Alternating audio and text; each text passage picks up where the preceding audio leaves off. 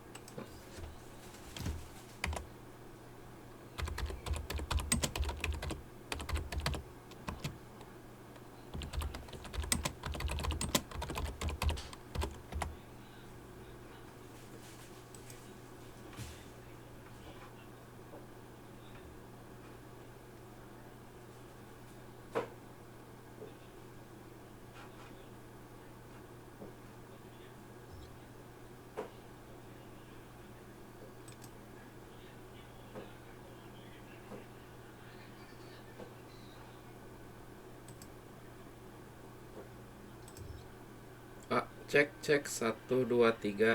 Oke, ini videonya sudah live. Ini kita sebenarnya, saya sebenarnya dengerin audionya aja sih sebenarnya sambil sambil kerja. Dan ini sekalian kita akan mereview ya, mereview eh, video yang banyak diperbincangkan nih dari kalangan komik Karena Indonesia. sekarang saya berjumpa dengan Dan seseorang oke, yang menggeluti sebuah jadi ini profesi saya yang sambil cukup gambar sambil dengar prestisius audionya pada aja, dan masanya nanti di tahun komentarnya juga akan 1970-an, tetapi sekarang sekalian itu langsung tidak di dikenal. ini ya, Siapakah mereka? Itu di adalah apa, para di komikus pause lokal, nanti, dan itu komikus sekalian kita Indonesia. kasih Dan pendapat sekarang soal ini, saya ada di sebelah karena salah ini satu videonya orang lumayan dari yang tadi dulu sudah mulai sangat-sangat banyak yang terkenal minta pendapat. karena karya-karya komiknya. Pak Rio, kabar baik Pak? Alhamdulillah baik. Alhamdulillah baik.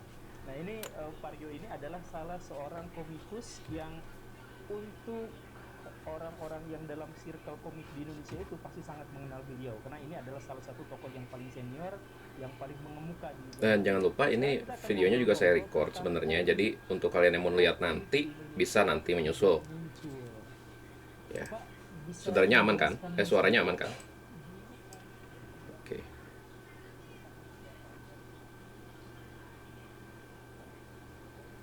cek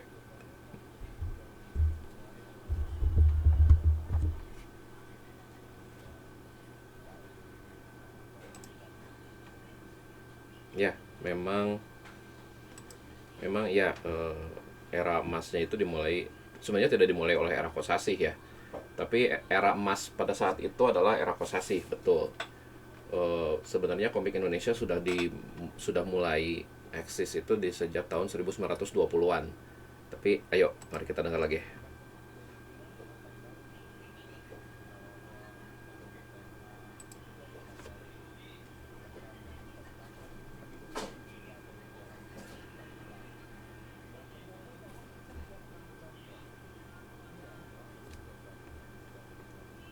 Oke, ini agak menyayangkan sih, ini Pak Guru Gembul ini nggak tahu kalau si Buta dari Gua Hantu itu asalnya dari Cergam, dari komik ya. Gimana kalau ini ya, dengar bahwa banyak sebenarnya tokoh-tokoh persilatan yang ada di ranah Indonesia ini sebenarnya banyak yang dikenalnya dan dimulainya itu sebenarnya dari cerita komik persilatan sebenarnya. Nah, tapi ya itu salah satu genre yang saat itu menanjak, yaitu genre silat ya, yang berarti action genrenya.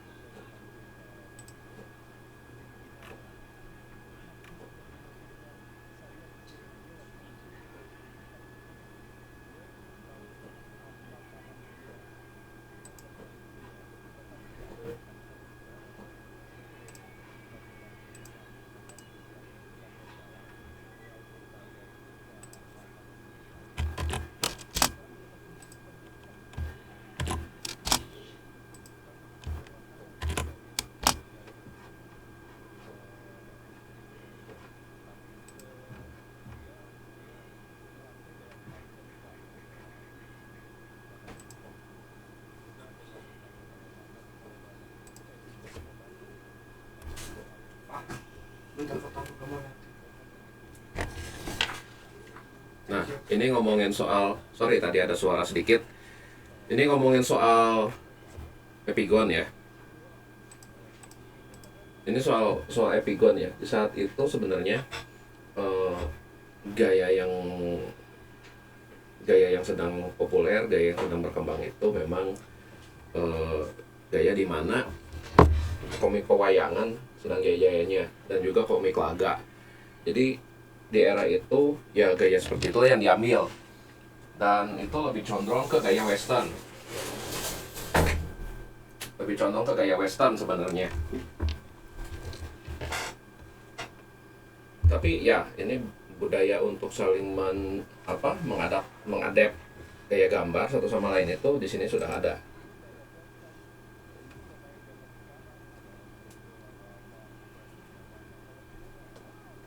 Oh iya, saya like dulu.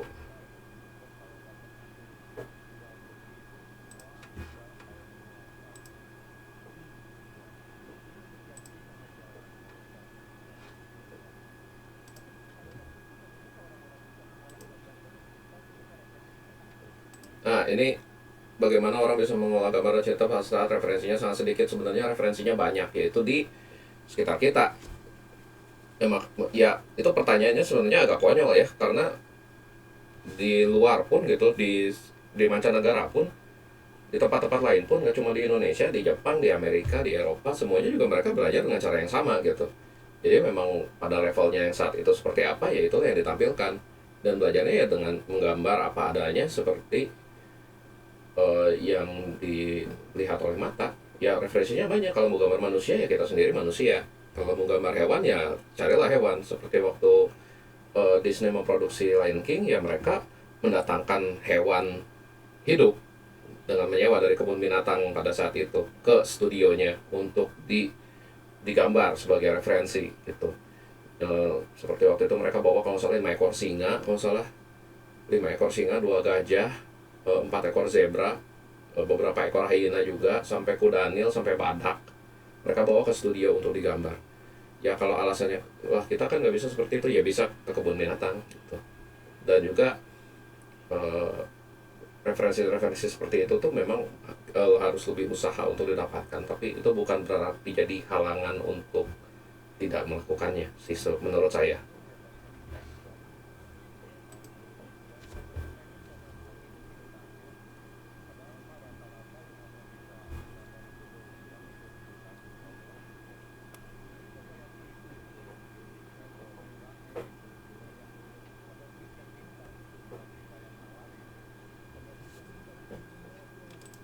Nah ya ini di mana demand tinggi dan penerbit juga ingin kita membuat sesuatu ya sesuai dengan apa yang mereka ingin, karena mereka yang mengerti pasar saat itu.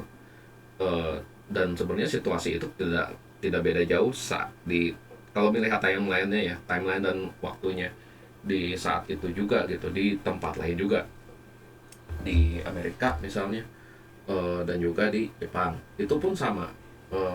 Jadi sebenarnya di periode ini kedudukan kedudukan kedudukan dalam industrinya itu sebenarnya kurang lebih sama. Yang beda itu ya tingkat penjualannya, distribusinya sebesar apa. Tapi pada saat ini besar industrinya, perkembangannya sebenarnya kurang lebih sama. Bahkan taktiknya juga kurang lebih sama. Pasar demandnya seperti apa, ya mereka akan mengikuti gambarnya seperti apa. Dan justru dengan kita hanya ikut-ikutan saja, itu tuh sebenarnya modal awalnya ya, karena kalau tidak seperti itu tidak ada generasi baru.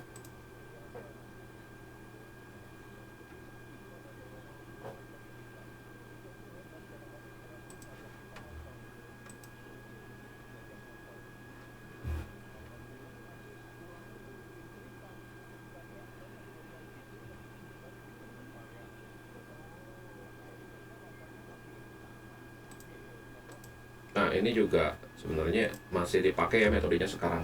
Ya diajak nonton nah karena sedikitnya apa ya namanya ya, sedikitnya visual library pada saat itu ya, tidak seperti sekarang.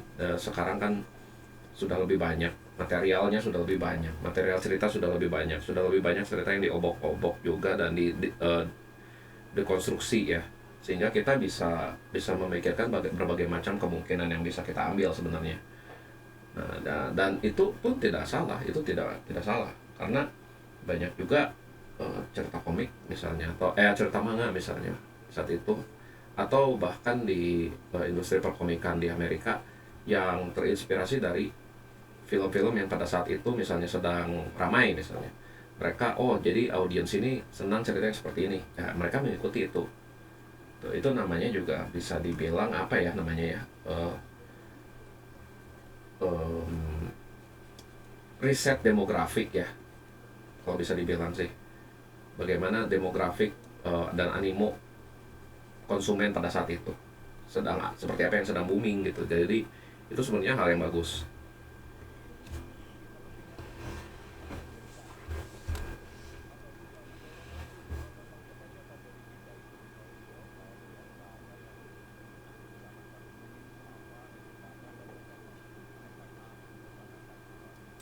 Ya sebenarnya sih Stanley aja dia kan tadinya kan sebelum dia jadi bapak bapak Marvel gitu ya, ya dia sempat kerja jadi OB juga sebenarnya. Jadi kalau misalnya ini urusan tidak ada yang urusan akademis sih sebenarnya ya ini tidak masalah. Bahkan banyak yang justru berbelok ya, dari jalur akademisnya. Contoh misalnya kan Osamu Tezuka dia kedokteran sebenarnya, tapi ujungnya dia jadi komikus. Terus juga Junji Ito dia bukan dokter gigi, teknisi dari dokter gigi, dia juga membelok gitu ya, membelok jadi ke komikus. Dan juga masih banyak lagi kalau mau diambil contoh-contohnya.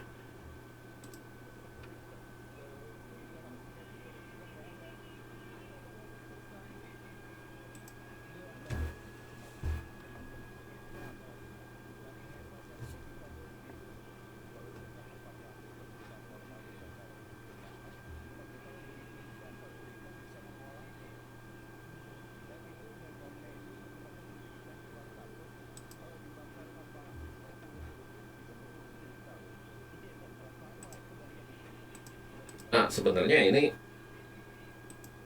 logis aja sih sebenarnya.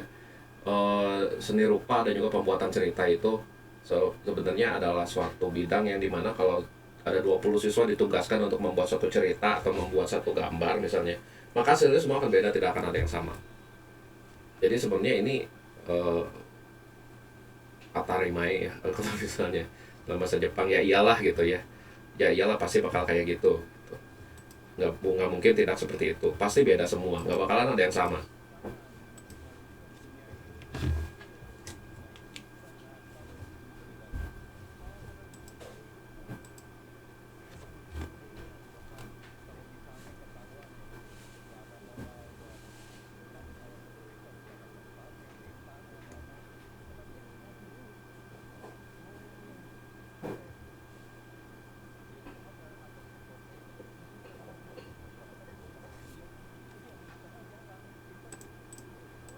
Nah yang ini juga sebenarnya sama di Jepang juga.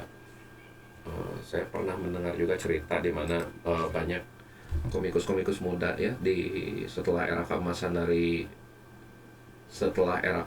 dari Osamu Tezuka gitu. Banyak komikus-komikus muda yang memulai di rumahnya dengan apa adanya lalu membuat karya gitu, dan mereka juga dimodali dulu oleh penerbit gitu. Dan di era itu tidak heran gitu, karena di era itu menjadi seorang komikus itu bukan sebuah pekerjaan spesialisasi ya, belum jadi profesi yang benar-benar bisa secara fix gitu dan tetap gitu ya.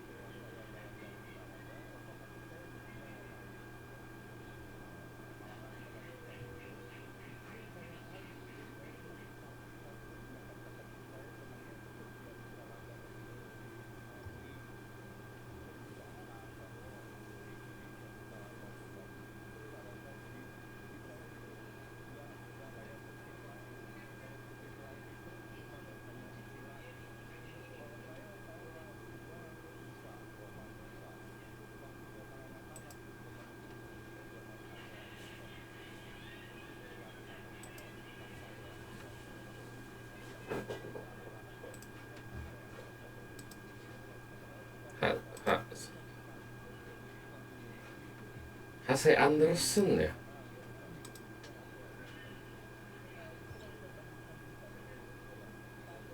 Oh, ngerti sih.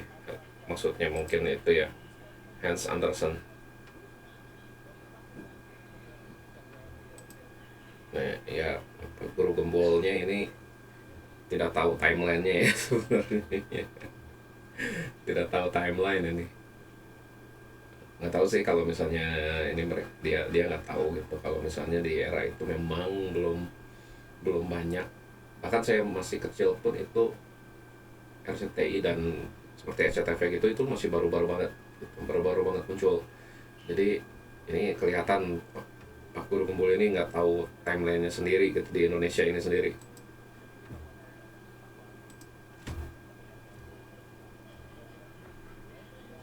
Oh, dan apa ya, buat buat yang ini nonton live-nya di Facebook tapi misalnya tersendat-sendat ini atau kurang ini ya, saya udah siapin sih, saya record juga jadi bisa kalian bisa lihat nanti hasil recordnya. Jadi tenang aja, nanti bahkan maka akan saya coba post di YouTube juga, jadi nanti bisa kalian lihat di situ, oke?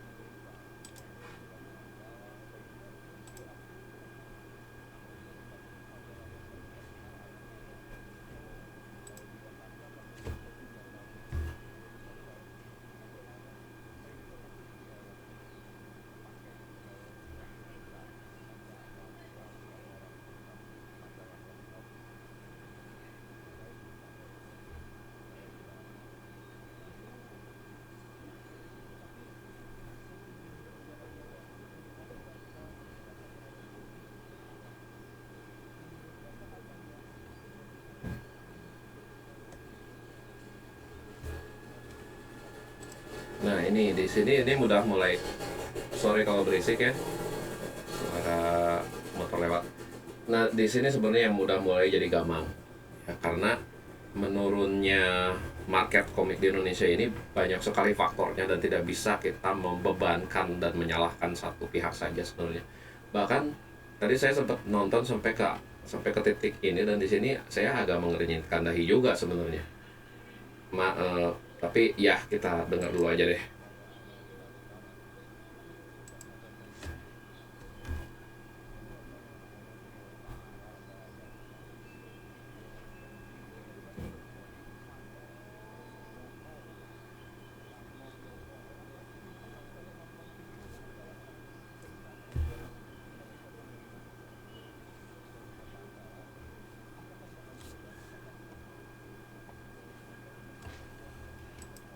Nah di sini tadi dia Pak ini, loh Pak siapa tadi namanya ya?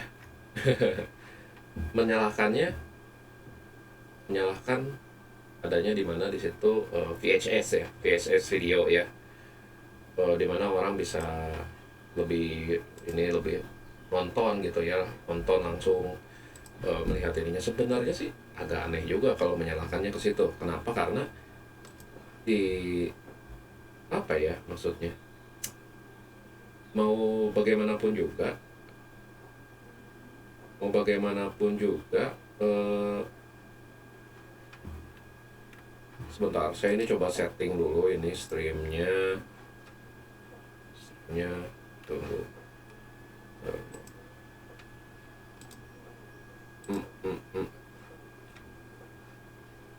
export, oke.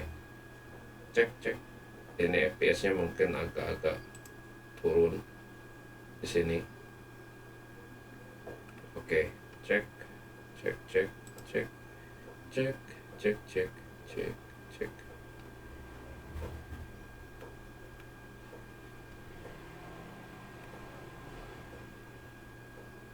Nah kalau misalnya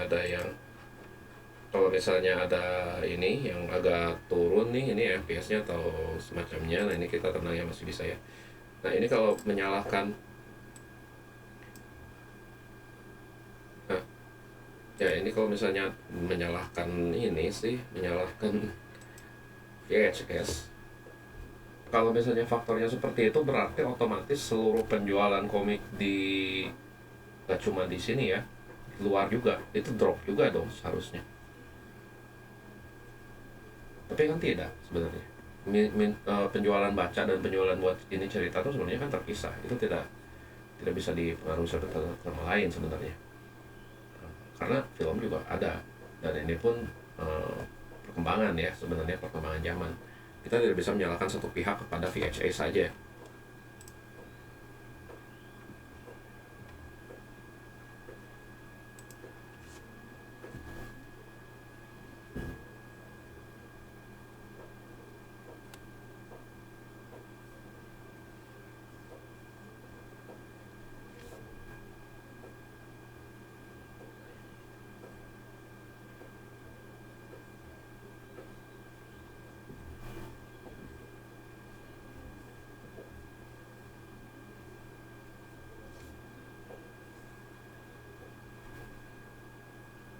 Nah ya, novela roman itu sebenarnya tetap ini sih sebenarnya beda market sih kalau misalnya dibilang kayak gitu. Buktinya aja sebenarnya sih kalau mau ngomong buktinya aja sampai sekarang pun komik di luar gitu di contohnya di Jepang gitu, contohnya di Jepang, di Amerika mereka masih tetap berjaya, mereka masih tetap bisa jalan. Yang bermasalah itu ya adaptasi sih sebenarnya, bagaimana bisa beradaptasi dengan cerita yang seperti itu, bagaimana bisa beradaptasi dengan demand dan juga selera konsumen pada saat itu. Sebenarnya itu yang menurut saya jadi masalah.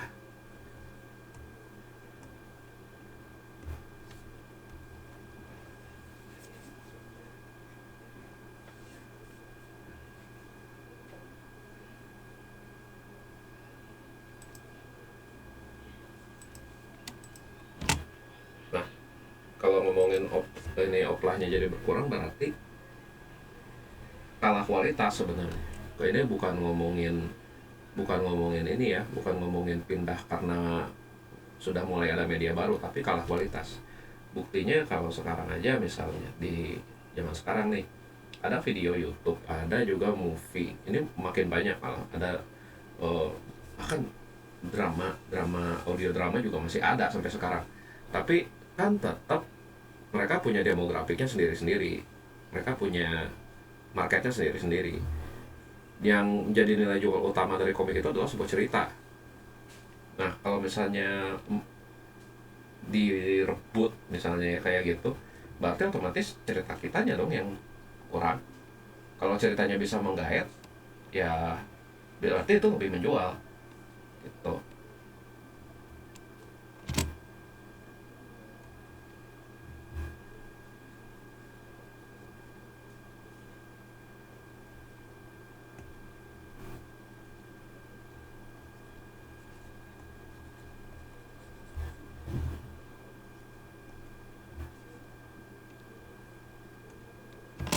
Balik lagi ke sini. Nah, ini harusnya dipertanyain. Kenapa kok saya bisa suka sama Photos 5? Apa yang bikin mereka menarik seperti itu? Apa yang bikin mereka bisa menjual seperti itu? Apa yang bikin anak-anak bisa suka seperti itu? Dan itu harusnya bisa dikembangkan ke kita sendiri. Buat misalnya buat bukan versi kita ya maksudnya, tapi buat sesuatu dengan menggunakan formula yang sama. Sesuatu yang berbeda, tapi menggunakan formula yang sama. Formula itu bisa dipakai terus-terusan, mau bagaimana juga. Buktinya ya Super Sentai misalnya, eh, Kamen Rider seri misalnya kan, Toku seri itu semua formulanya tetap sama sampai sekarang. Tapi it's work, it work, it's selling well, so why not?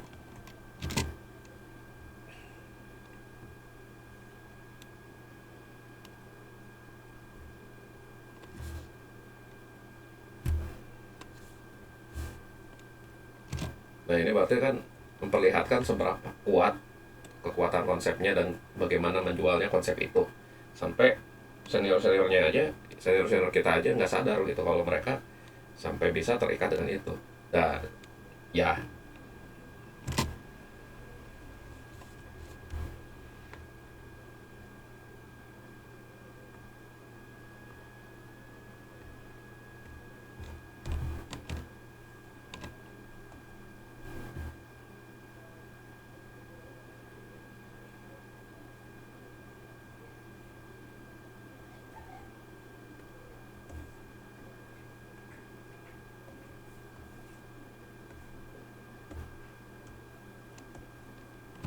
Dan ini sampai sekarang masih mempertanyakan kenapa masih menyalakan video ya, masih menyalakan VHS.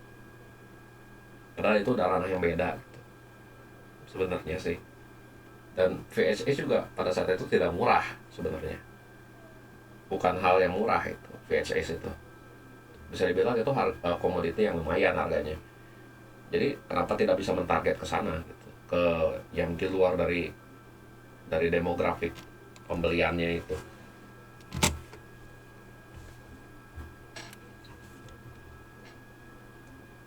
Nah ini upaya adaptasinya, mari kita dengar.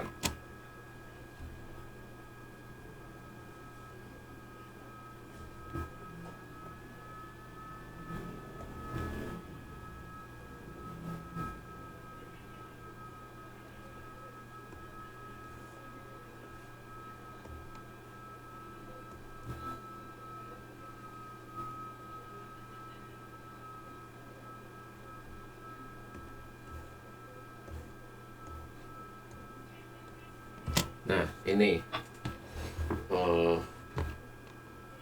kita dianugerahi ini kemampuan untuk itu bukan dianugerahi, tapi semua manusia sebenarnya punya kemampuan seperti itu. Makanya kenapa ada fanfiction, semua punya kemampuan seperti itu, bikin jalur cerita sendiri. Cuma yang menurut saya tidak dilakukan pada saat itu adalah membedah bagaimana formula ceritanya bisa menjadi seperti itu. Mungkin karena memang tidak ada pembahasan yang lebih formal dan akademik ya, untuk membahas misalnya formula cerita seperti apa yang disukai oleh demografi ininya pembacanya, seperti apakah cerita yang lebih menjual, misalnya tokoh utama seperti apa yang misalnya lebih digemari gitu. Apakah tokoh utama yang pertamanya lemah terus nanti menjadi kuat, zero to hero misalnya, atau tokoh utama yang tanda kutip dia dicobai oleh takdir gitu, atau misalnya tokoh utama yang seperti pendekar pemanah Raja Wali, Yoko, terutama ini Yoko. Sebenarnya Yoko ini pendekar pemanah Raja Walinya yang kedua, ini The Return of Condor Hero. Haha, kalian nggak tahu kalau saya tahu ceritanya. Ya, ini Return of Condor Hero, di mana Yoko ini sebenarnya adalah cerita di bagian Yoko ini adalah sequel dari The Pendekar Pemanah Raja Wali. Jadi ini kembalinya si pendekar pemanah Raja Wali sebenarnya. Jadi beda. Tokoh utama pertamanya itu adalah Kue Cheng, ya, jadi beda jauh. Dan Yoko ini menjadi tokoh yang dimana dia ini sebenarnya seorang anak gelap dari salah satu tokoh yang ada di ininya, di Pendekar Pemanah Raja Wali yang pertama gitu ya. Dan dia ternyata mewarisi bakat dari orang tuanya, dan dia bahkan tidak tahu silsilah orang tuanya itu sendiri. Dan dia mulai terlibat di dunia persilatan gitu, dan pada awalnya dia diusahakan untuk tidak masuk ke dalam dunia persilatan. Banyak yang nggak tahu, karena yang pertamanya banyak yang nggak tahu di Indonesia ini. Makanya judulnya itu kembalinya si Pendekar Pemanah Raja Wali. Hayo, mari kita mulai lagi.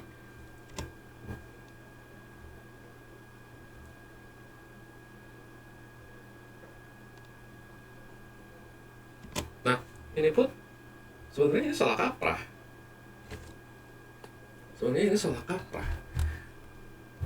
Salah kaprahnya dari mana? Ini kan ngomong kalau ini kan kita bikin sendiri kan lama, kalau mereka kan cepat, karena mereka sudah ada. Mereka sudah produksi, mereka sudah keluar, mereka sudah selesai. Kita ini telatnya tahunan loh sebenarnya sama di luar untuk masalah IP gitu. Untuk masalah IP-nya maksudnya gimana?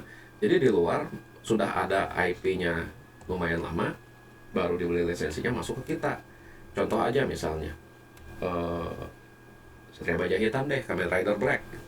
Itu munculnya di tahun 1987, baru masuk ke Indonesia itu, baru tenarnya itu di sekitar 1996 atau 1995 atau 94 ya. Jadi telat banget sebenarnya masuk ke kita. Jadi bisa dibilang sudah lengkap dan tamat baru masuk ke kita. Jadi bukan masalah kalah cepat, kitanya yang ini gitu, kitanya nggak mau mempertimbangkan waktu produksi. Jadi kalau sebenarnya mempertimbangkan waktu produksi, 1 jilid 1 bulan pun itu udah sangat cepat sebenarnya sudah sangat cepat gitu. Dan kalau mau menabung jilid dulu sebenarnya bisa, kenapa tidak gitu. Tidak seperti itu, karena mungkin ada rasa terburu-buru dan terkejar gitu. oleh faktor demand marketnya.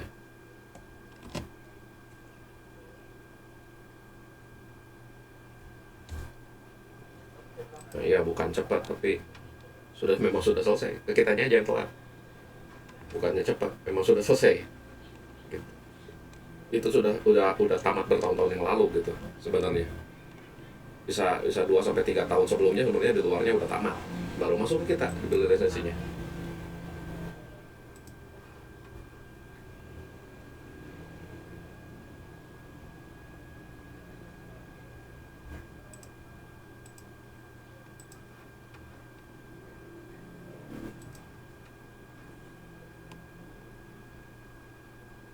Nah ini juga salah kaprah lagi. Beli lisensi dan nanti jadi buku tuh nggak segampang itu. Beli lisensi, translate juga belum kan. Jadi sebenarnya prosesnya itu bisa makan bulanan, bahkan kalau dulu apalagi ya, dimana komunikasinya itu lebih lamban, tahunan malah sebenarnya. Cuma kitanya aja yang nggak tahu. Kitanya aja yang nggak tahu di belakangnya itu seperti apa. Padahal itu prosesnya lama gitu. Taunya udah ada di rak buku. Tuh, bayangkan nggak translate-nya. Belum lagi di saat itu coba dicari orang yang benar-benar fasih berbahasa Jepang gitu. Yang bisa benar-benar fasih berbahasa Jepang dan mentranslate-nya itu seperti apa ya. Belum juga proses editing, belum juga ngurusin proses cetaknya, dan apalagi saat itu orientasinya selalu dibalik. Jadi itu prosesnya panjang lagi. Dan juga belum masalah distribusi juga, masuk ke penerbit mana, masuk ke mana. Tuh. Jadi sebenarnya bukan kitanya kalah cepat, tapi ya memang terlalu ada rasa apa ya, balapan gitu, balapan dengan itu. Jadi nggak mau bersabar untuk membuat suatu karya dulu, pelan-pelan digodok sampai masak gitu, dan boom, bikin masyarakat terkejut gitu dengan itu.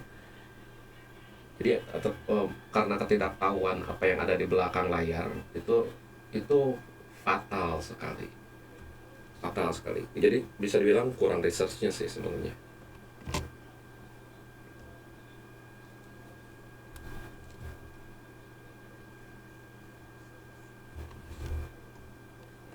Nah, iya kan, tunggu pembuatannya 1 bulan minimal, belum lagi proses cetak. Itu cepat, itu sangat cepat gitu. Ketimbang beli lisensi, translate, cetak, itu ngurusinnya lebih ribet lagi sebenarnya. Kalau misalnya ini, karena pindah-pindah tangannya dan lain-lainnya, itu panjang sekali. Cuma sayangnya tidak diketahui saat itu.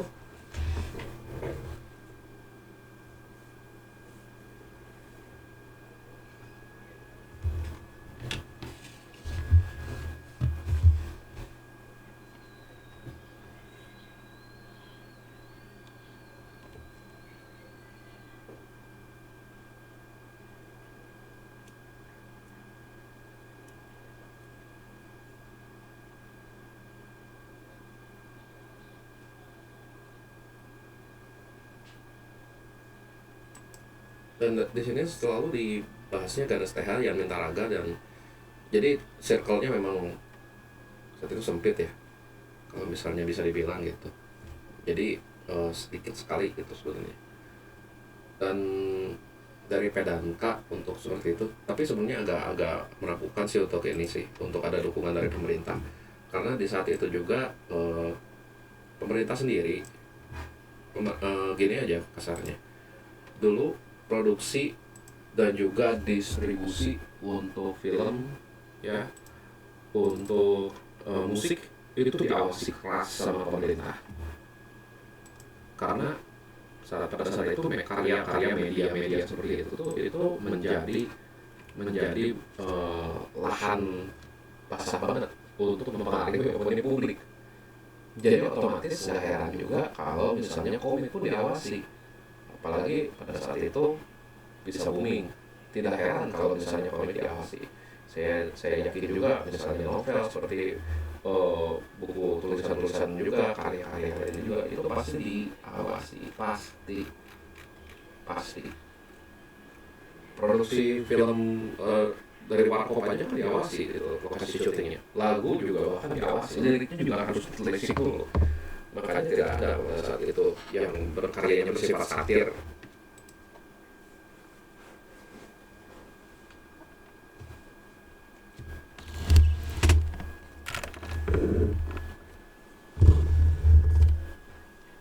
Nah iya, ini kesalahan fatal satu lagi, PDK yang tidak dijual di toko.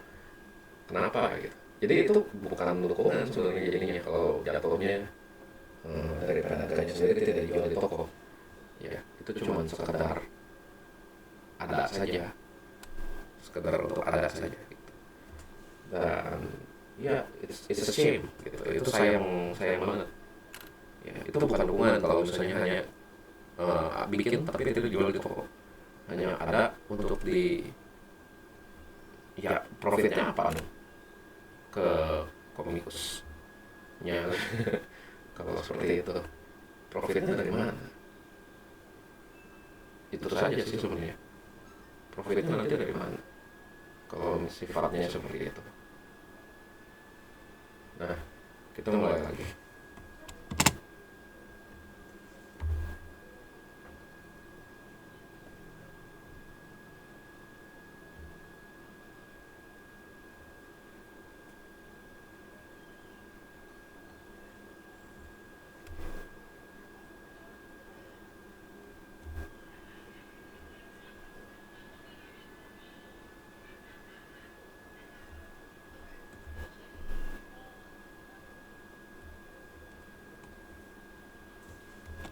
Nah ini yang ngomong lagi ini berarti di era 80.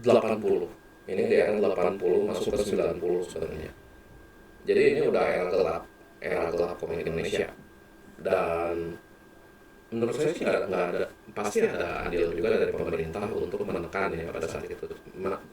Silahkan saja sih kalau mau dicek timelinenya gitu ya. Silahkan aja kalau mau dicek timelinenya.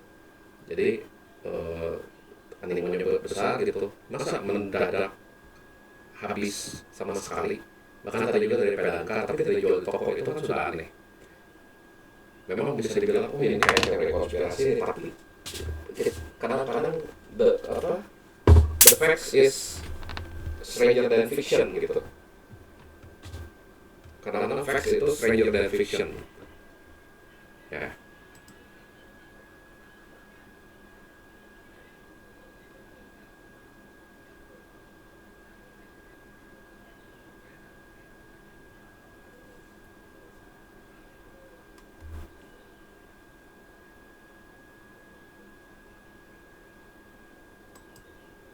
Ya dalam tadi 3.000 aja itu udah lumayan. Kalau sekarang selnya harus lebih dari situ ya, dari 3.000 ya sebenarnya untuk bisa dibilang sukses.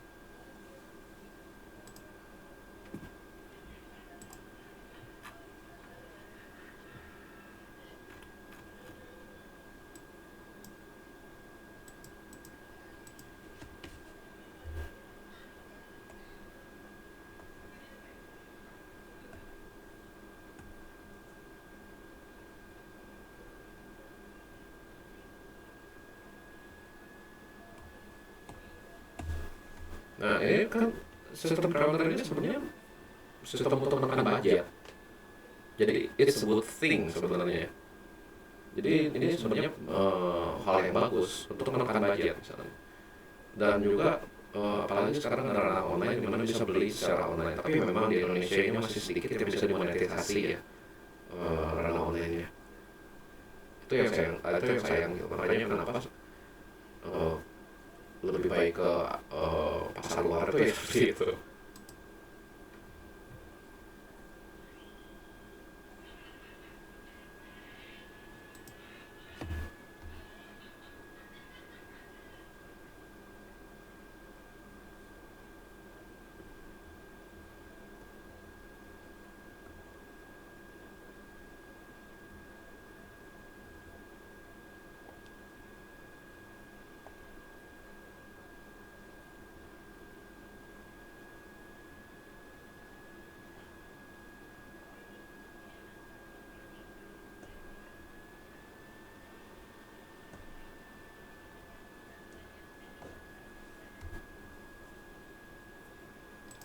ini salah sih sebenarnya,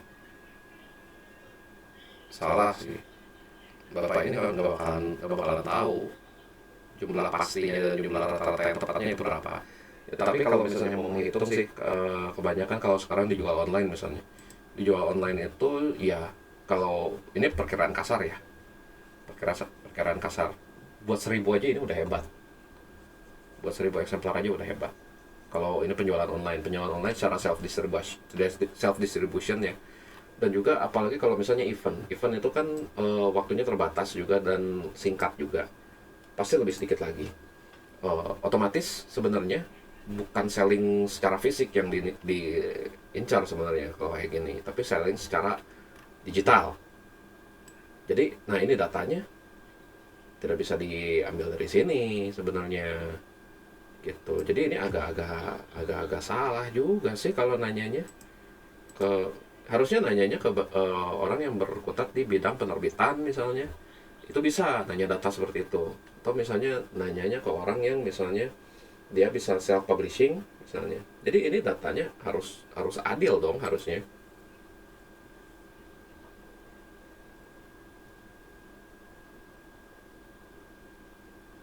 Nah ini sebenarnya kurang lebih on point ya, tapi beda tergantung kategorinya. Kalau kategorinya self publishing nggak sampai segitu, paling juga di 400 asarnya secara perkiraan. Apalagi kan reach itu terbatas ya, apalagi kalau misalnya reachnya cuma di Indonesia aja, itu sangat terbatas. Terus juga kalau misalnya lewat penerbitan cetak secara penerbit, nah ini punya datanya sendiri, kita tidak tahu. Apalagi kan daya jangkau Gramedia, kita tidak tahu sampai sejauh mana nih, cabangnya ada di mana aja misalnya. Dia misalnya di satu kota dia menyimpan berapa ratus jilid misalnya, berapa ratus cetakan misalnya, itu kita tidak tahu jumlah pastinya, jadi kita tidak bisa mengira-ngira dari situ. Tapi kalau yang dijual self publishing atau dijual di event, itu kita bisa mengambil perkiraan. Untuk event sendiri ya itu karena keterbatasan waktu dan tempat gitu, waktu dan tempat dan kesempatan, dan juga jumlah orang yang datang pun pasti terbatas. Kita tidak bisa mengukur itu sampai ratusan sih sebenarnya kalau di event. Walaupun ada kalau misalnya yang bisa menjual sampai ratusan buku, itu pun udah hebat hebat banget.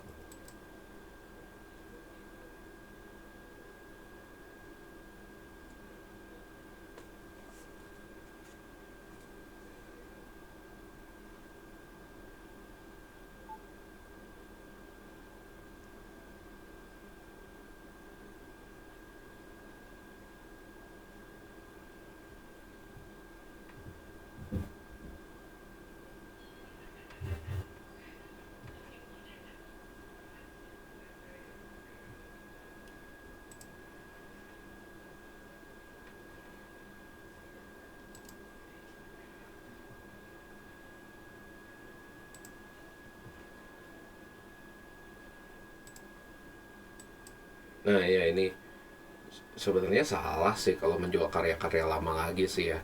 Yang ada juga jual karya baru, buat karya baru lagi yang sesuai dengan animo masyarakat sekarang, sesuai dengan pasarnya sekarang, sesuai dengan minat yang sekarang, sesuai dengan apa yang diminati sekarang. Karena ya itulah produknya gitu. Walaupun memang niche gitu. Contoh saja kalau kita mobil gitu ya. Kalau kamu disuruh beli mobil baru atau mobil yang eh, klasik gitu, kamu beli yang mana? Pasti beli yang mobil yang baru, tipe terbaru pasti. Kalau dikasih gratis pun pasti milih yang mana? Pasti tipe yang terbaru. Kenapa tidak yang niche? Karena itu value-nya itu hanya tinggi bagi kolektornya saja, bagi orang yang punya minat tertentu. Jadi itu sebenarnya salah kalau misalnya menjual komik-komik lama, sangat salah gitu. Bahkan kan kalau kita lihat sistem sistem tebang pilihnya Shueisha ya, mereka kalau misalnya ada komikusnya yang udah ya udah karyanya udah ditebang nih itu diberhentikan, bikin lagi komik baru sesegera mungkin, secepatnya. Kalau kamu misalnya belum bisa bikin komik baru, berguru dulu di sana sama, jadi asisten sama komikus yang mana gitu. Dan itu sistemnya benar adanya gitu. Jadi jangan pernah sampai ngajuin karya lama.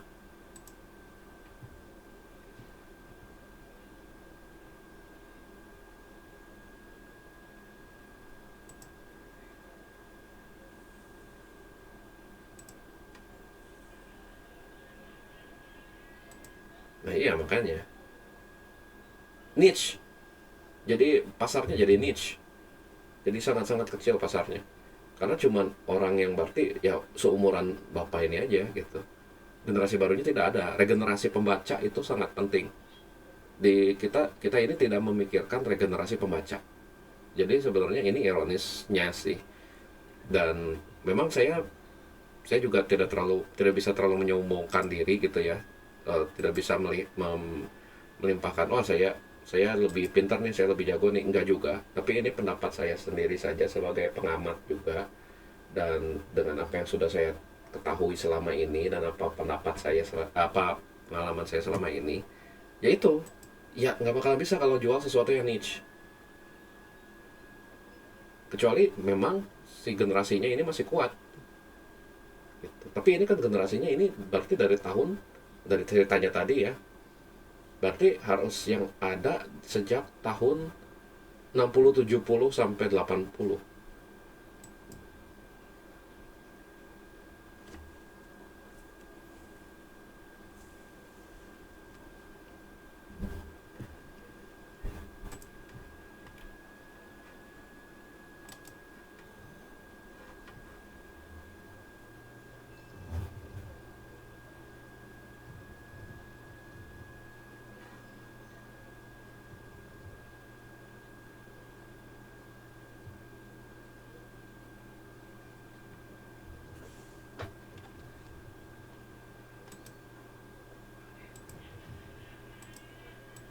Ya, dan berarti kesalahan langkahnya ini terus-terusan diulangi berarti.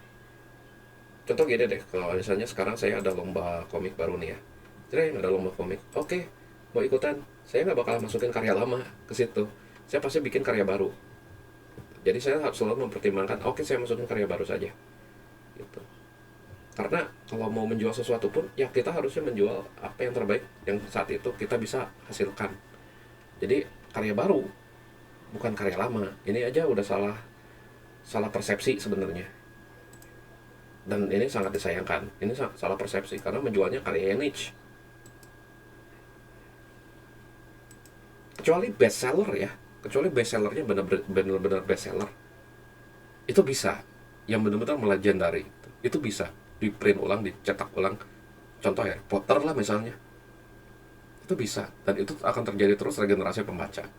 Tapi di kita belum ada yang bisa seperti itu, belum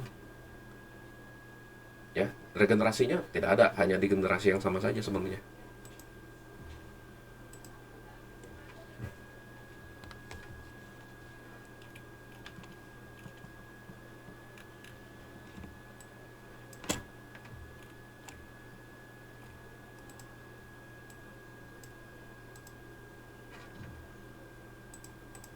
Nah ini lagi udah mulai ada sedikit setiran nih dari Pak Guru Gembul ini untuk memblaming manga ya. Dan manga Voltus salah. Itu keluarnya malah dulu yang terkenal di Indonesianya itu animasinya malah Voltus 5 itu. Coba kita search dulu nih Voltus 5.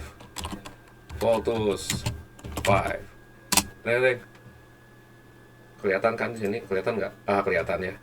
Nah, kita lihat nih, Voltus 5. Voltus 5 itu mulai dari mana sih? Kita lihat iseng aja deh di Wikipedia. Nah, Wikipedia.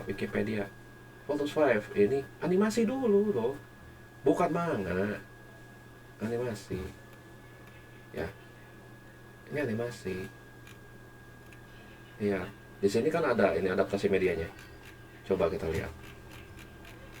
Dari sini aja udah ada apa namanya, media nih, toys, video game, tidak ada manganya. Ini aja udah ada upaya untuk menggiring opini. Salah besar ini, fatal sekali. Manga Voltus VB ya. Tuh kan, belum langsung dibantahkan. Nah betul, pada saat itu memang manga sudah besar ya, tapi di Jepang sudah besar, tapi genrenya juga masih niche juga. Jadi manga era 80 nih berarti. Nah, era 80. Nah, kategori ya 80s manga ya. 80s manga ini, jadi ini sebenarnya banyak banget. Ada banyak banget sebenarnya di subkategorinya gitu. Dan ini masih generasi lama, Andromeda Story, Cinderella Boy, ya Domu ini, Hello Harinezumi ya. Ini juga. Nah, ini genre-genrenya pun sebenarnya masih kurang lebih sama yang ada di Indonesia, yaitu misalnya drama tuh. Ini drama. Ini juga lebih ke komedi dan slice of life. Drama juga. Ini Hizuru Tokoro no Tenshi sama drama juga. Ini juga drama juga. Cinderella Boy juga ini by Monkey Punch, dan ini drama juga. Domu juga sama, ini drama juga. Apalagi ini karyanya, lihat, Katsuhiro Otomo, drama lagi. Jadi sebenarnya kalau ini Dr. Slump juga mulai di 1980. Andromeda Story juga drama lagi dan action ya. Tariken, Furiten Kun komedi. Apalagi ini Legend Masashi Ueda ini. Dan ya itu sebenarnya berarti kalah dari kualitas. Dan perlu di note, manga-manga yang era 80 itu hanya sedikit sekali yang masuk ke Indonesia. Sangat sedikit sekali. Karena saat itu kenapa bisa laku? Karena yang dipilih benar-benar yang bestseller untuk dilisensi di Indonesia.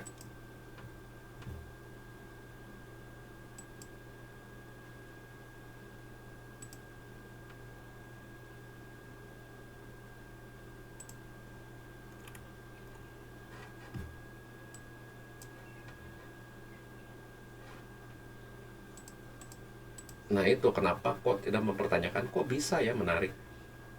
Kenapa gitu? Tidak bisa menggait itu. Padahal di industri manganya sendiri ini semua tuh mereka saling bersaing, saling mencoba gitu. Oh kenapa ya karya si A misalnya, ini karya A, ini Moto Hagio apalagi, karya Moto Hagio ini bisa menarik ya. Ini juga kenapa ini karya misalnya karya Masahiro Shibata ini bisa menarik ya, kenapa ya gitu. Dan ini saling ini Kapten Tsubasa pun di era ini 1981 sampai sekarang masih berjaya. Ini pun sama Cat's Eye, Tsukasa Hojo apalagi ini. Kalian tahu Tsukasa Hojo yang bikin apa? Ayo ingat tidak? City Hunter. Nah, banyak sekali ini. Tokiri Doctor juga ini, Fujiko Hosono. Dan ini tuh mereka saling ini loh, saling menganalisa satu sama lain. Itulah kenapa mereka bisa berkembang sebenarnya. Saling bersaing.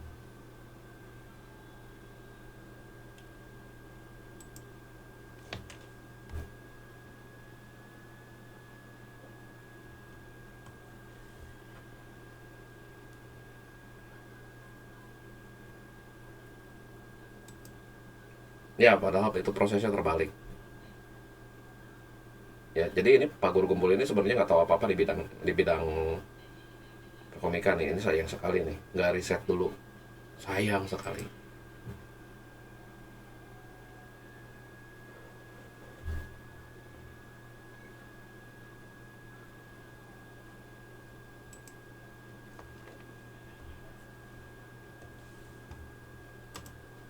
Lah, gimana sih? Udah, makanya kan di era 90-an juga ada ngangkat jadi si Buta dari Gua Hantu kan.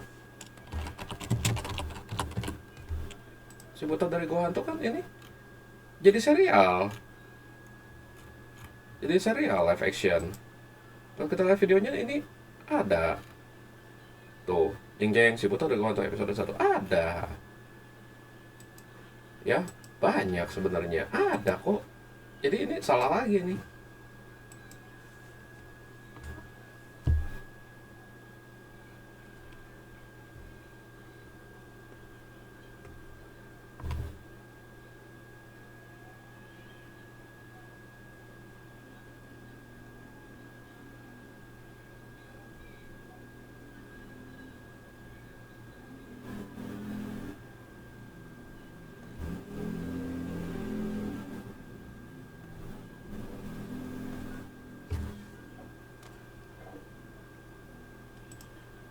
Nah, ini ya sebenarnya kasusnya sama sih seperti Marvel sih. ya, dan sampai sekarang juga masih jadi polemik sih. Jadi itu pakai meniru sistemnya Western ya, Marvel kayak gitu ya, gitu. Jadi diambil sama dewan produksi malah.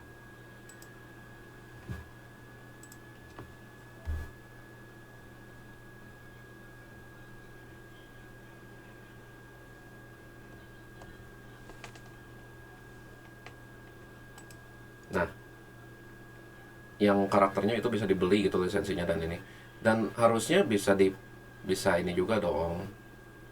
Kekuatan dari kreator itu adalah kekuatan untuk mencipta gitu. Kita mencipta dari sesuatu yang tidak ada gitu. Kalau misalnya satu IP kita diambil, bikin IP baru, walau tidak mudah gitu, walau ya enteng banget sih saya ngomong gitu, tapi kan justru itulah satu-satunya kelebihan yang dipunya oleh kreator sebenarnya,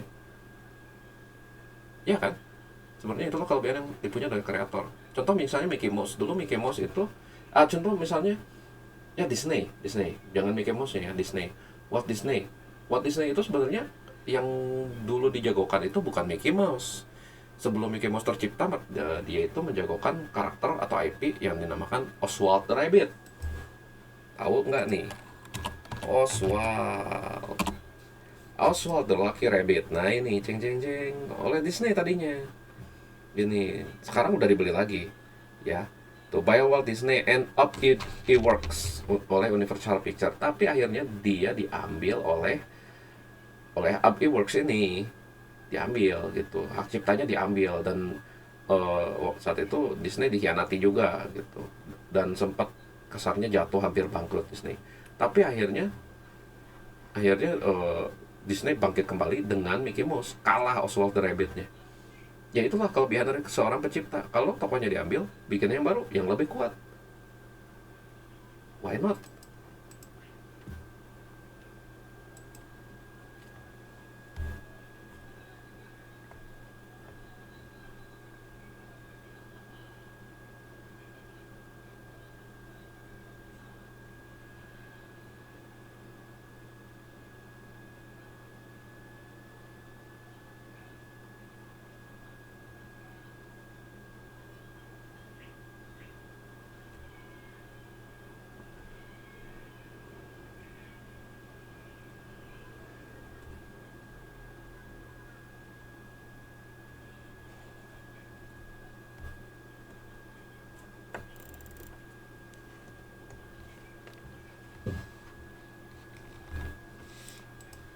Ya, ini sebenarnya faktornya gitu. Ini sebenarnya sih faktornya, dimana tidak ada, memang ada regenerasi baru, tapi ya itu dibunuh langsung. Bukannya nggak mau, bukannya walaupun bilang jangan dari komikus nggak ada ininya, bukan bukan gitu sebenarnya, tapi karena tidak diajarkan untuk beradaptasi saat itu.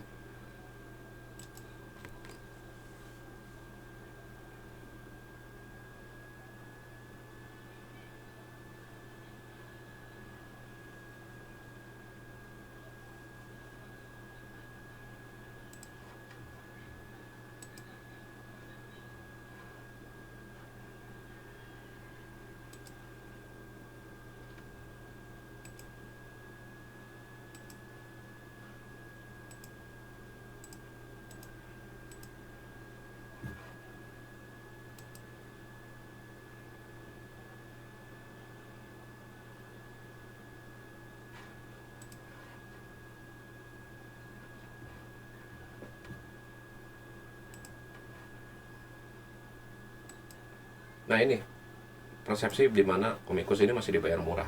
Sebenarnya ini yang sayang banget di Indonesia, ya. Sebenarnya ada persepsi di mana kreator ini masih, ya bisalah dibayar murah lah, dan itu sebenarnya pengkhianatan terbesar sih sebenarnya buat kreator-kreator Indonesia. Dan ini juga saya alami sendiri kok, dibayar murahnya ini, dan betapa kagetnya saya gitu, yang dimana saya posisi masih freelance aja gitu, di orang luar berani bayar mahal untuk saya, untuk karya saya. Tapi sampai sekarang pun saya tidak pede dengan karya saya sendiri, ya, tidak pede, sangat-sangat tidak pede gitu. Karena saya sadar semakin saya berkecimpung juga, sebenarnya saya harus banyak beradaptasi jadi jalannya tuh antara dua. Satu, mengembangkan apa yang saya punya, style gambar yang saya punya, misalnya kemampuan bercerita yang saya punya, misalnya ide-ide yang saya punya sampai titik tahap maksimal gitu, atau beradaptasi mencoba genre baru misalnya, mencoba cerita baru misalnya. Dan itu tuh apa ya, itu tuh sebenarnya rute-rute yang harus kita pilih saja, pilihnya yang mana.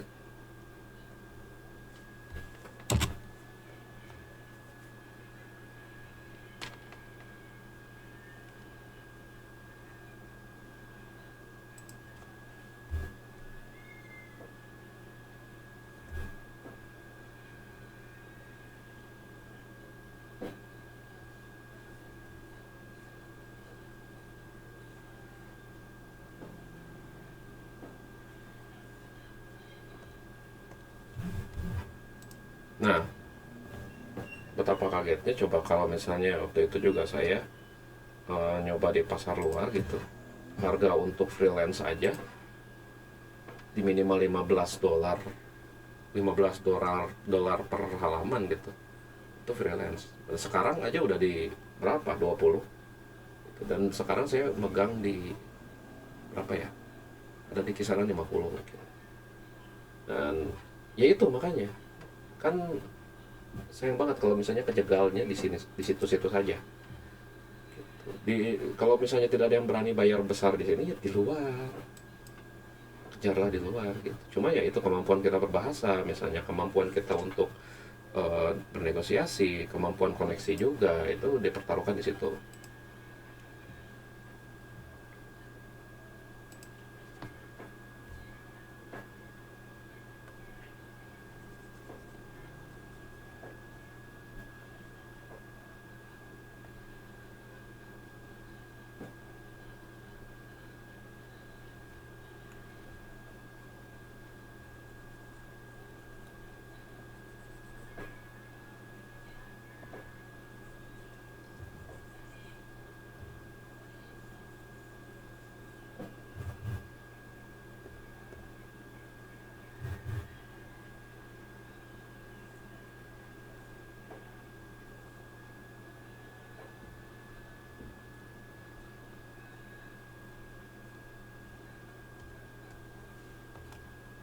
Nah ini guru kumpul berarti mainnya kurang jauh ini.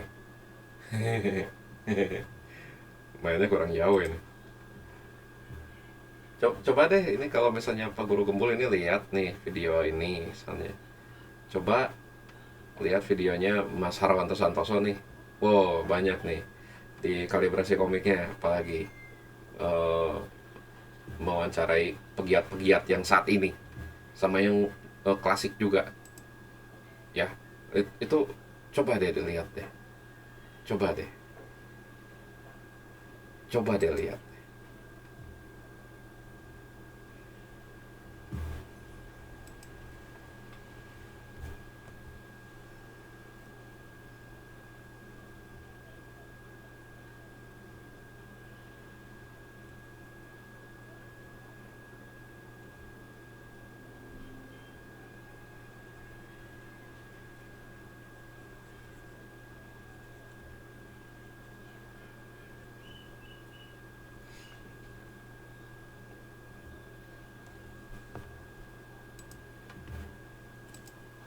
Nah kenapa nggak berkarya?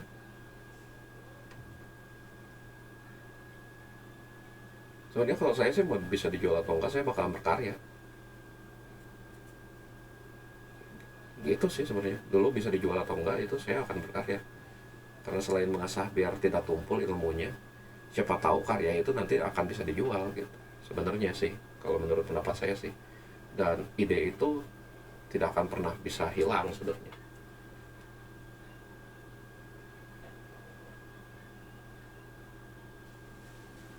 Sorry kalau misalnya ini agak silent dulu, sebenarnya saya lagi berpikir dulu gitu. Eh, Penghalangnya apa sih sebenarnya untuk berkarya ini? Itu aja sih sebenarnya, penghalangnya apa untuk berkarya ini. Karena kalau misalnya dipikir juga, berkarya itu bisa cuman pakai kertas dan pensil dan pena gitu, itu modal termurahnya. Nggak usah pakai yang digital, nggak usah pakai yang mahal-mahal, itu doang juga bisa jadi karya.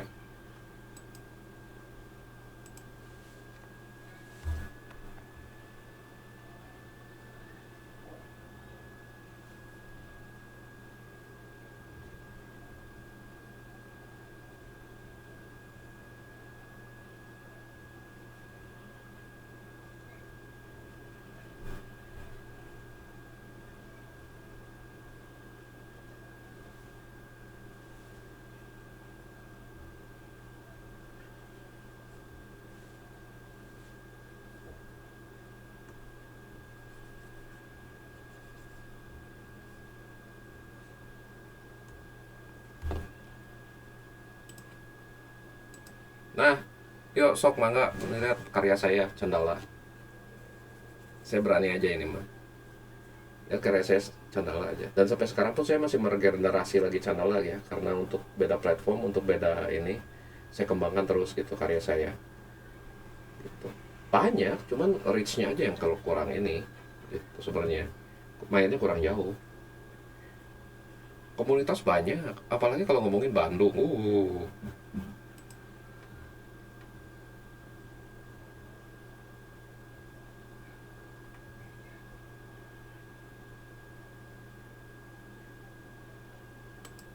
Eh, ini sih lagu lama sebenarnya.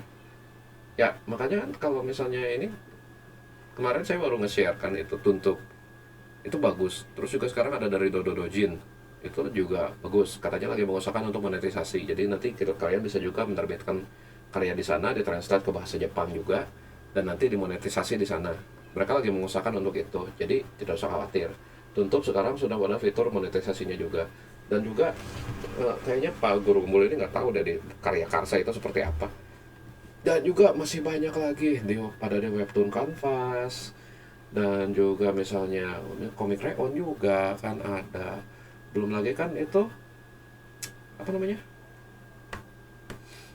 kemarin apa ya namanya ya, Komiko nggak salah, Komiko juga ada, dan masih banyak lagi. Ini kurang kurang kurang update nih, saya geli dengarnya.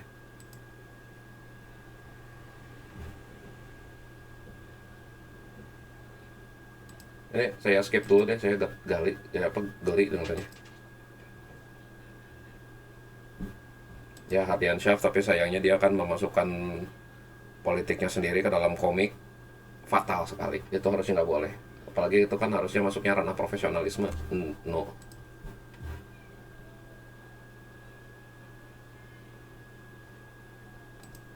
3 juta satu lembar, buat inkingnya aja itu sekarang kalau nggak salah $300 waktu itu. Ya lebih, 3 juta lebih.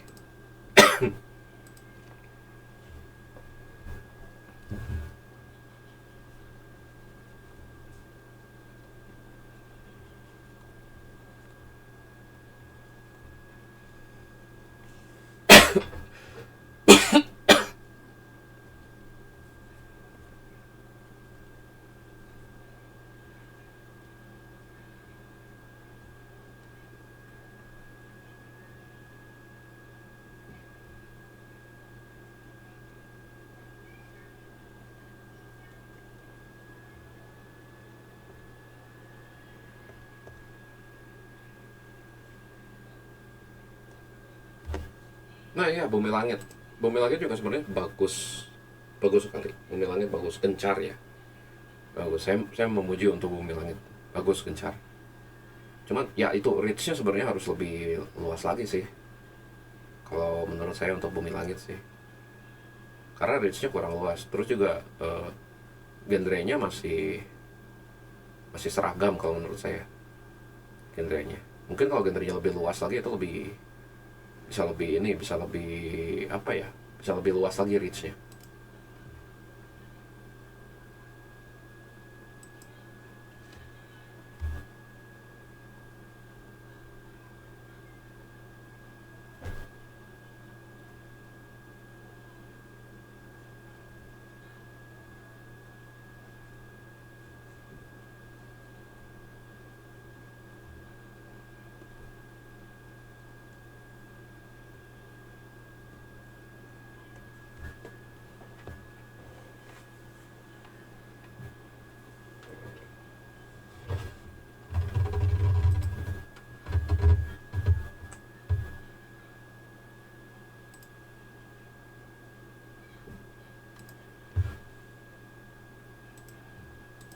Ya kenapa di dalam negeri nggak ada? Karena penerbitannya sangat minim. Karena tidak ada wadah untuk penerbitannya dan tidak ada yang berani bayar mahal. Makanya kenapa larinya ke luar negeri? Karena di sana berani bayar mahal. Itu logis aja sih sebenarnya. Logis aja. Makanya saya juga mencoba menembusnya itu ya pasar internasional, bukan pasar lokal. Di Indonesia itu kan uniknya itu harus berjaya dulu di pasar luar, baru di pasar sendiri. Selalu kayak gitu. Lihat nih, misalnya juara, sudah jadi juara dunia, baru dilirik di Indonesia. Kalau enggak sebelum itu, enggak bakal ada yang lihat dia lagi bertanding di kecamatan misalnya, nggak bakal ada.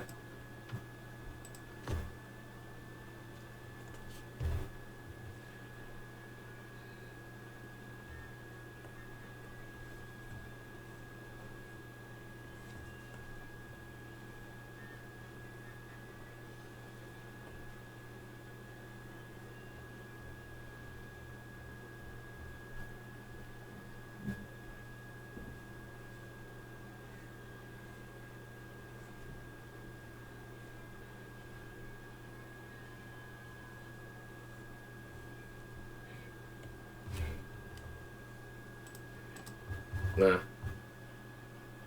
sebenarnya bukan mati perlahan sih, tapi lagi mencoba menggeliat lagi gitu. Jadi sebenarnya saya agak menyayangkan dari pihak senior senior gitu yang sudah tanda kutip menyerah gitu dan nggak bisa mengharapkan dunia komiknya ini. Justru karena itulah kita sekarang yang jadi susah, karena nilai marketnya itu jadi turun drastis pada saat itu. Padahal pada saat itu di era kemasannya, di era kosasi itu, satu jilid komiknya aja itu kalau misalnya laku, itu kan sistemnya sistem cetak lelang ya. Itu bisa buat beli rumah, sawah, sama motor gitu dan masih ada sisanya. Nah, kenapa value-nya bisa turun seperti itu? Ya karena tidak ada regenerasi, tidak ada regenerasi pembaca, tidak ada regenerasi komikus. Jadi ini sebenarnya kalau bisa dibilang salah siapa ya, you guess who gitu. Salah siapa? Karena nilai market suatu industri itu bagaikan ini loh, bagaikan kita main building stack ya. Kayak kita menumpuk mainan yang ditumpuk-tumpuk ya. Kalau misalnya dibiarkan diam gitu, ya itu akan tetap segitu atau antara runtuh gitu. Itu jadi dibangun di atas bangunan lain yang lebih tua gitu sebenarnya. Maka value-nya akan meningkat makin lama. Tapi ini kita dibiarkan runtuh dulu, maka kita harus ngebangun dari puing-puingnya sekarang generasi-generasi kita ini. Makanya kenapa value-nya ya itu lagi. Makanya kita kalau mau bisa sukses di era sekarang, ya carilah bangunan yang udah jadinya dulu, yang di luar gitu. Itu opini saya secara pribadi. Ya. Baru kita bisa bawa misalnya duit dan bahan material untuk membangun yang di kita gitu. Karena kalau enggak ya mau bagaimana membangunnya.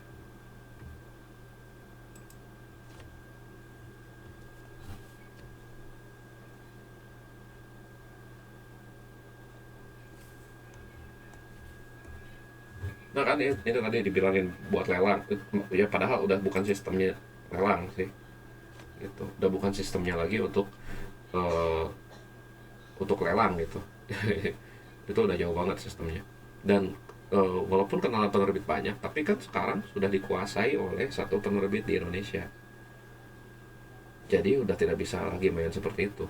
Ya kalau mau ya, you know who, gitu. You know who. Tapi itu pun ya mereka hanya pengen karya yang sudah bakalan terjamin pasti laku. Ya maka dari itu kenapa pasti keluarnya ya karya lama lagi yang dimana ya nggak bakalan bisa bersaing lah gitu. Di Indonesia karyanya banyak, komikusnya muda, banyak yang belum berpengalaman, banyak yang belum punya skill set yang solid. Sebenarnya itu masalahnya. Kenapa kayak gitu?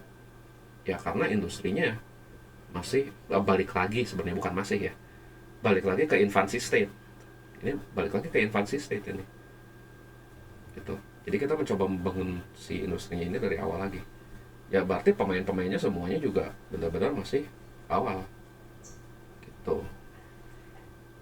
Sementara jadi kalau misalnya ada yang ahli pun pemainnya, seperti misalnya Adrian Schaff misalnya, ya bayangin aja pemain level 99 gitu masuk ke masuk ke misalnya dungeon yang levelnya cuma level 5 misalnya, ya itu terasa enteng semua, dan juga rewardnya ke dia pun sangat sedikit gitu. Rewardnya ke dia sangat sedikit, EXP-nya pun rendah gitu dapatnya. Kalau diibaratkan dengan game seperti itu, jadi rewardnya ke karya ke kreatornya ini apa gitu, kalau misalnya kita masih mengandalkan industri di infancy state ini.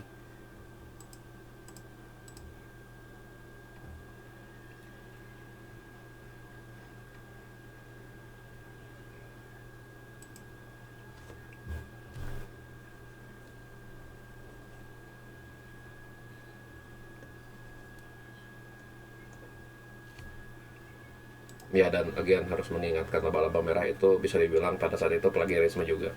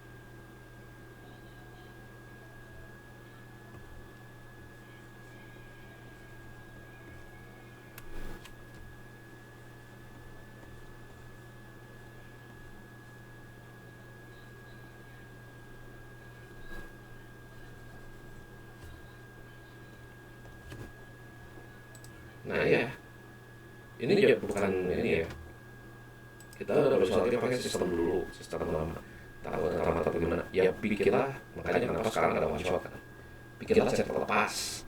Kalau misalnya kayak gitu, cerita lepas yang dimana hanya beberapa halaman selesai, beberapa halaman pun bukan halaman panjang misalnya, bisa juga cuma satu volume misalnya. Kalau itu laku ya lanjutkan. Atau ya misalnya cerita-cerita lepas yang seperti itu kan, misalnya seperti Master Kitten itu kan gitu cerita lepas ya, di mana pun ada yang kayak gitu, metodenya seperti itu. Jadi dia punya cerita tersendiri, apalagi kalau misalnya genrenya misteri. Oh, itu apalagi genre misteri itu sangat-sangat potensial untuk bikin cerita lepas. Ya contohnya James Bond kan, James Bond juga kan gitu, walaupun dia punya IP-nya sama terus-menerus, tapi dia ceritanya bervariatif terus. Harry Potter pun sebenarnya itu cerita lepas yang bersambung ya gitu. The Goblet of Fire misalnya ya kayak gitu, kenapa tidak dibuat sistem seperti itu.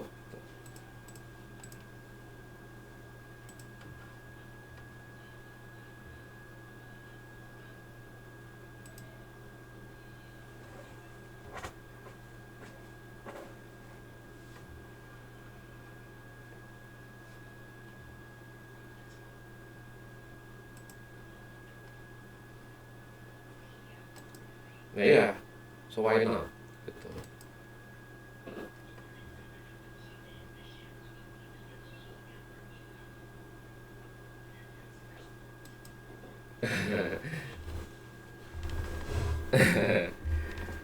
Iya memang di Indonesia ini nggak ada karena butuh modal. Pengerti ini butuh modal, butuh menjual. Kita ini industri itu butuh modal dan butuh juga pembeli. Sementara di kita ini banyak juga, bukannya menjelek-jelekan, tapi ini kenyataannya banyak juga yang mental gratisan. Nah ini yang fatal sebenarnya.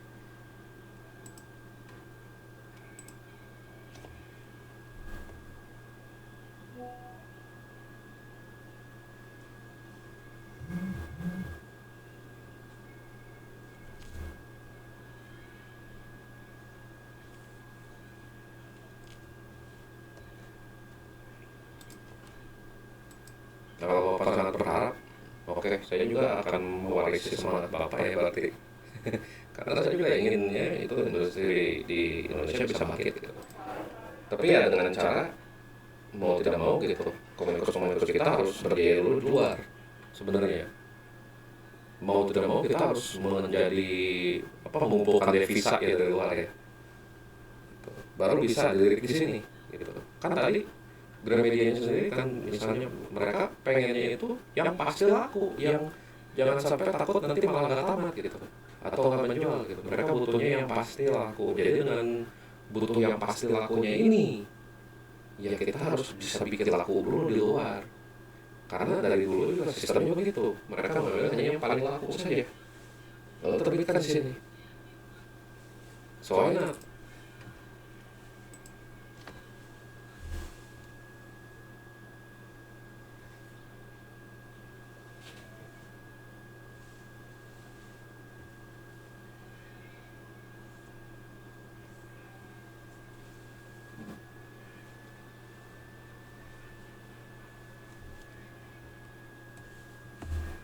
ya karena butuh modal. Itu sih fatalnya sih sebenarnya. Butuh modal gitu. Dan modal cetak, modal ininya, modal buat bayar nanti misalnya, modal royalti, modal jalur distribusi. Jadi butuhnya itu sebenarnya. Oh, modal buat promosi juga sekarang tidak bisa lepas tanpa ada marketing secara online. Jadi dari situ pun harus dipertimbangkan. Makanya mungkin tidak ada kontak itu karena itu tidak ada modal, jalur distribusi yang mumpuni misalnya, punya sistem marketing yang kuat misalnya. Sementara itu penerbit-penerbitnya bukannya mengecilkan, mereka pun pasti butuh bantuan di saat itu. Di saat itu mereka pun pasti butuh bantuan. Jadi untuk bisa mencari penerbit yang benar-benar bisa menjamin untuk saat ini sangat susah.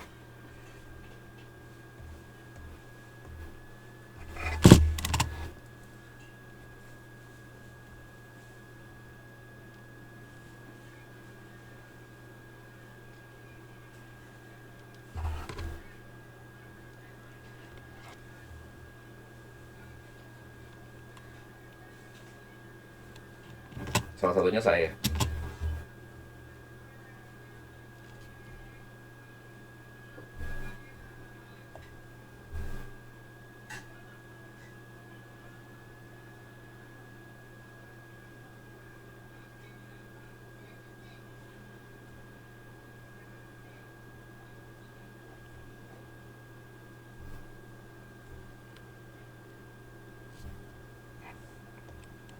Online. Ya, online. Tidak usah berduit. Online. Bikin karyanya, posting di platform mana? Online. Itu jawabannya. Sebenarnya sih, kalau mau mengikuti sih. Online jawabannya.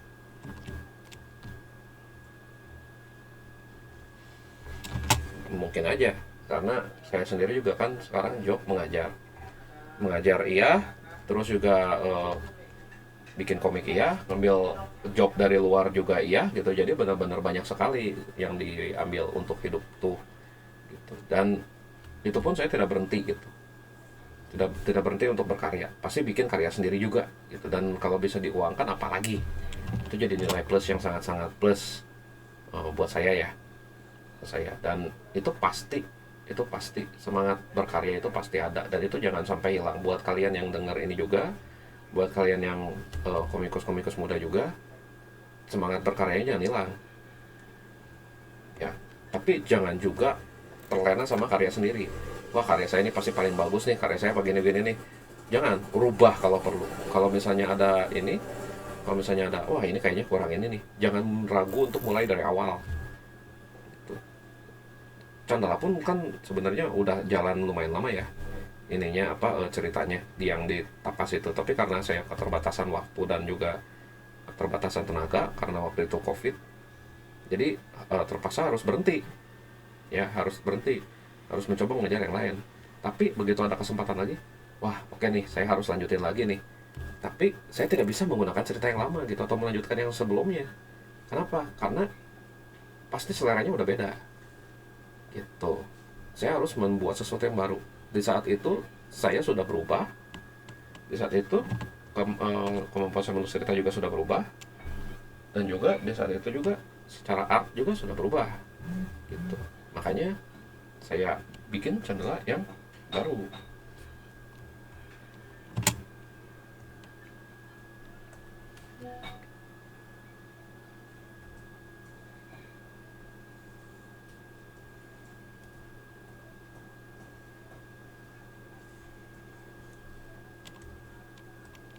Nah, kalau ini harus nanyanya ke Mas Audi Siswanto nih.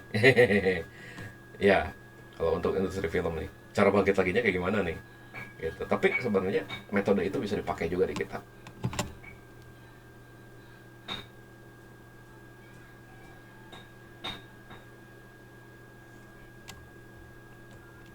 Bukan 10 tahun yang lalu, ini mati surinya itu dari tahun ini, dari tahun mulai di tahun 80 sampai ke sekitar pertengahan dari 90-an. Berarti di sekitar 97-an. Ya, itu sebenarnya mati surinya. Justru bangkit laginya gara-gara manga. Karena saat itu banyak komikus-komikus muda yang terinspirasinya dari manga, dan mereka mulai semangat berkarya lagi gitu. Karena tidak ada panutan yang bisa diandalkan dari generasi sebelumnya gitu. Jadi generasi-generasi muda saat itu ya ngambilnya dari manga. Jadi jangan salahkan kenapa generasi muda sekarang ngambil gayanya manga.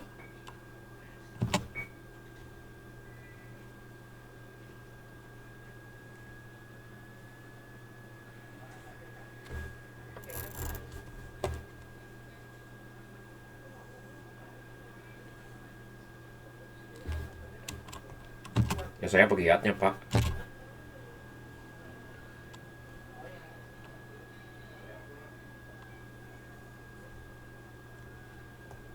Salah, belum laku. Karena animo pembacanya masih kurang. Belum laku. Kalau di konteks saya, kalau laku itu di mana saat semua orang tahu, begitu melihat ada brand kita di ada IP kita di luar gitu, dan itu tahu itu dari mana.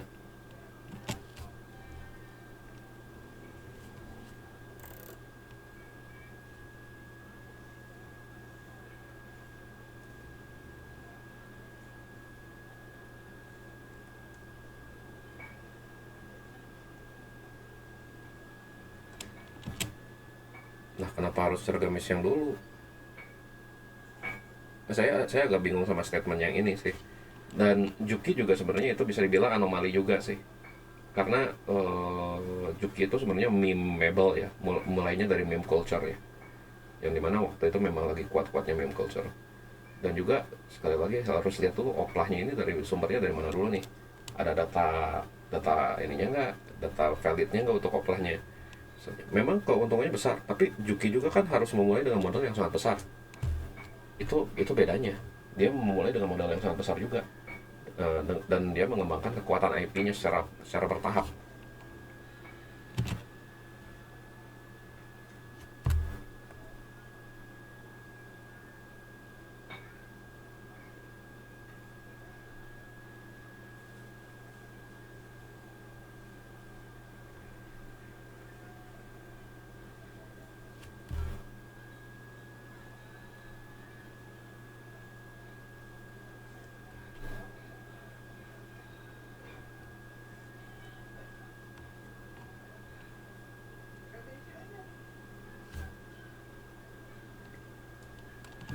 Ya, regenerasinya nggak ada ya karena tadi udah dibahas ya, regenerasinya nggak adanya karena apa. Ya karena tidak ada konsisten yang diperkuat gitu. Jadi kurangnya ada generasi yang baru yang tahu akan IP tersebut, kurangnya ada yang bisa mengadaptasi IP tersebut juga. Dan juga kan pasti kalau menjual itu satu yang baru, bukan regenerasi dari yang lama gitu. Beda ceritanya dengan Marvel. Marvel itu dia secara konsisten mengembangkan terus IP-nya dari dulu sampai sekarang gitu. Itu bedanya. Dan tapi mereka mengembangkannya dengan yang baru, dengan apa? Membuat tokoh baru, membuat varian baru, membuat cerita baru, membuat opsi what if yang baru gitu. Dan mereka kekuatannya dari situ.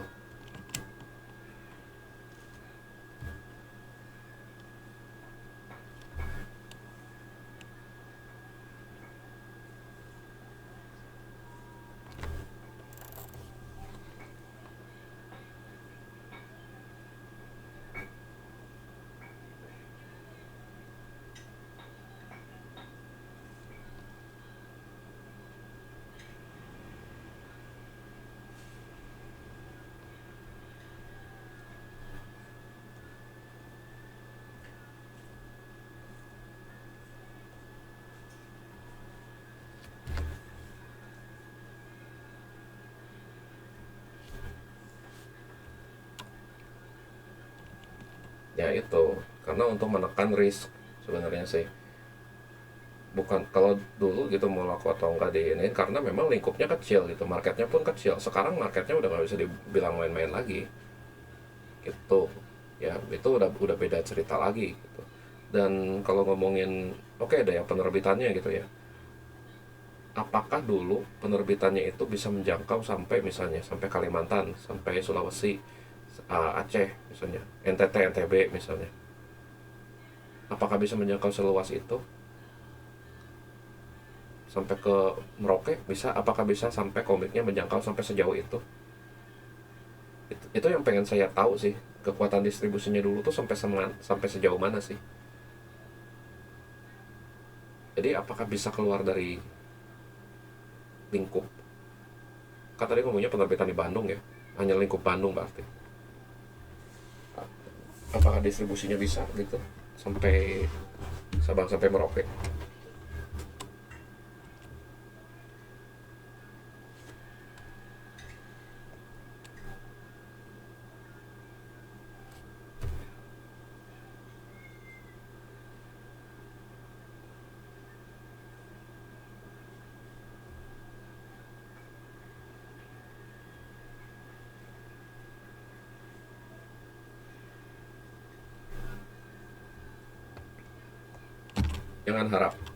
Jangan harap ada orang kaya yang mau masuk untuk itu dulu, karena mereka pun butuh jaminan akan itu bisa menjual atau tidak. Ini kita ngomonginnya bisnis.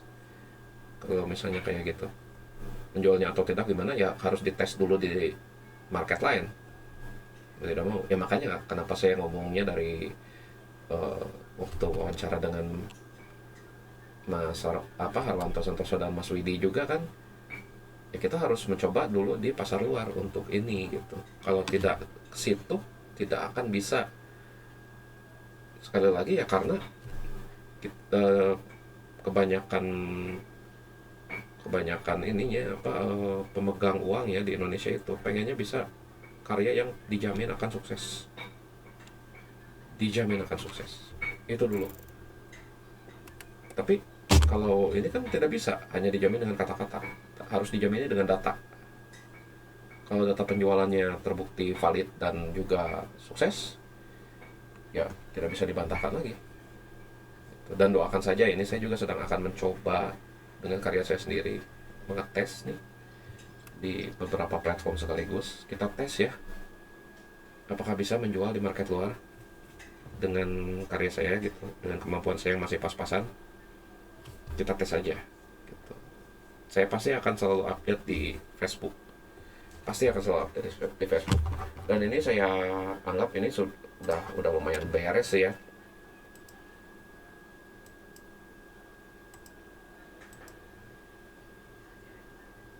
Ya ini sudah beres ya. Jadi udah beda cara mainnya sekarang. Kalau mau ngomongin itu sih, udah beda banget cara mainnya. Kita udah nggak bisa lagi kalau ngomongin mau coba menjual gitu tapi nggak tahu aku atau enggaknya gitu, kita nggak bisa ngomongin ke situ. Yang bisa kita lakukan itu ya cuma berkarya saja, itu aja sebenarnya. Cuman bisa berkarya saja, berkarya, terus coba cari platformnya yang bisa menjual sampai ke situ gitu ya, bisa menjual karya kita lebih terjamin lagi, karena di kita tidak ada platform atau penerbitan yang bisa menjamin penjualan kita.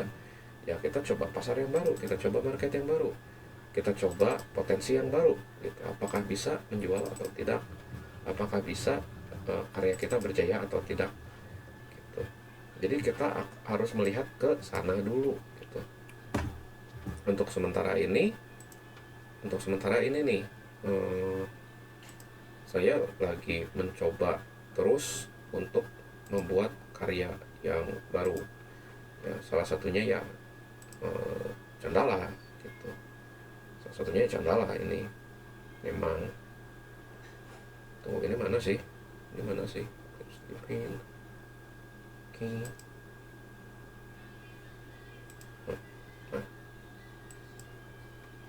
Nah kalau kelihatan ya kalian,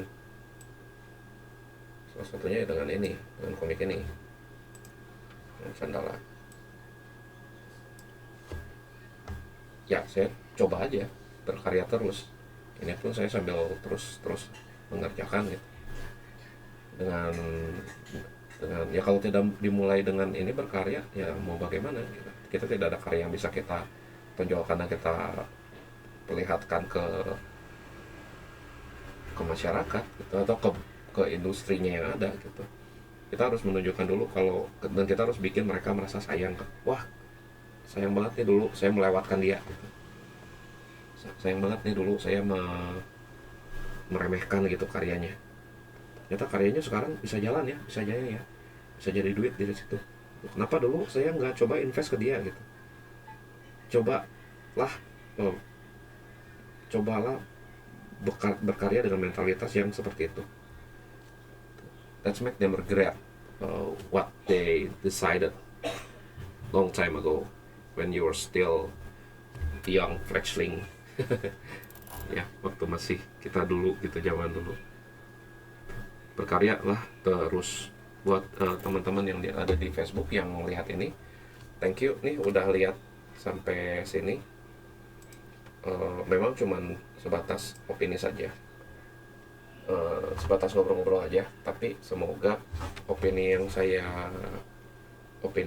ini ya saya berikan ya, ini sebatas opini pribadi, memang sebatas dengan apa yang saya ketahui dan apa yang saya kuasai, tapi semoga bisa membantu menginspirasi kalian semua. Semoga bisa membantu juga memberi apa ya, ilham memberi ilham untuk kalian semua ya, untuk berkarya lagi gitu. Yuk kita terus-terusan berkarya, kita coba jual terus ininya, karya kitanya, biar lebih maju lagi komik Indonesia ya. Dan juga jangan lupa kita ada banyak nih platformnya sekarang ya. Contohnya yang kemarin baru saya share kan, yang ini. Nah, yang Tunsuk ini dia bagus karena udah punya sistem monetisasi. Jadi ini bisa juga jadi salah satu platform yang bisa diandalkan. Saya lagi mencoba ke sini, doakan saja semuanya untuk marketnya, dan semoga nanti bisa apa ya, bisa menjadi sesuatu hal yang positif, jadi perintisnya. Nah, kalau gitu saya undur diri dari live stream kita kali ini. Sampai jumpa lagi. Dan jangan lupa ini nanti videonya juga, kalau misalnya ada yang tadi karena keputus-putus ya sama sinyal yang kurang bagus, saya akan posting recordingnya. Jadi jangan khawatir. Oke, see you.